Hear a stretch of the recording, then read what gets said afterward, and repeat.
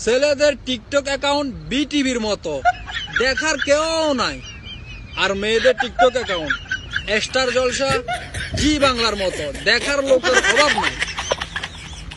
আচ্ছা, বিয়ে করার সময় বরযাত্রী নেওয়া কি খুব জরুরি? অবশ্যই জরুরি। কেউ আত্মহত্যা করতে গেলে তার জানাজা পড়তে লোক লাগবে না? তার মানে তুমি বিয়ে করতে যাও না, আত্মহত্যা করতে গেছিলা? কেন, তোমার কোনো সন্দেহ আছে? আজ তোর জানাজা আমি পড়বো। Bye bye. তোমার মধ্যে স্পেশাল কিছু তো একটা আছেই। কেন তোমার এরকম মনে হলো? না হলে তুমি ছাড়া অন্য সবাইকে কেন ভালো লাগবে?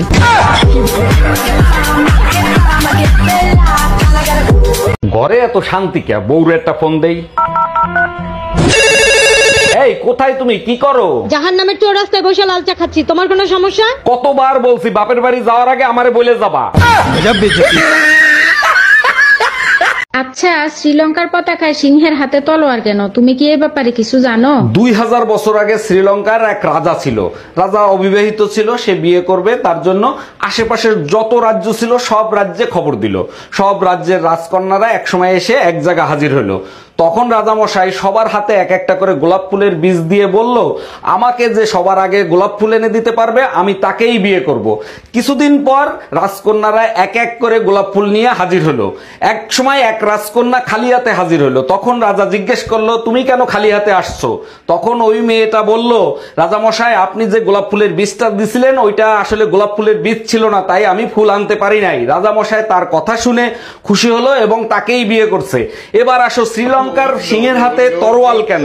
এ ব্যাপারে তুমি গুগলে সার্চ দাও, এ ব্যাপারে আমি কিছু জানি না।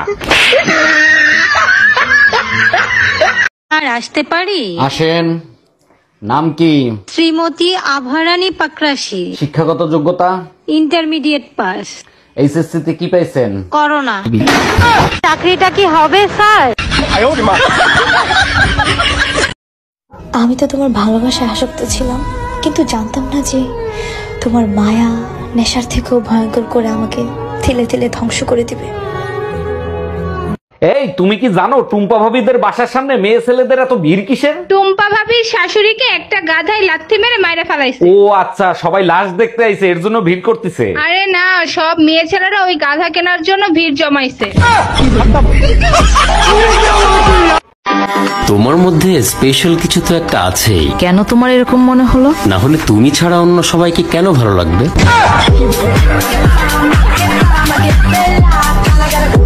এই, কালকে পাশের বাড়ির ভাবির জন্মদিন, কি গিফট দিবা? মার্কেটে ঈদের নতুন শাড়ি বের হয়েছে, তার একখান কিনে নিয়ে আসি। এক মিনিট, কালকে তো ভাবির জন্মদিন না? ভাবির জন্মদিন তো 20 নভেম্বর। তাইলে মনে হয় ভাবির বোনের জন্মদিন। আরে না, ভাবির বোনের জন্মদিন তো 18 এপ্রিল। তুমি এক কাজ করো, স্টিলের একটা বেলুন কিনে নিয়ে আসো, কালকে আমার জন্মদিন।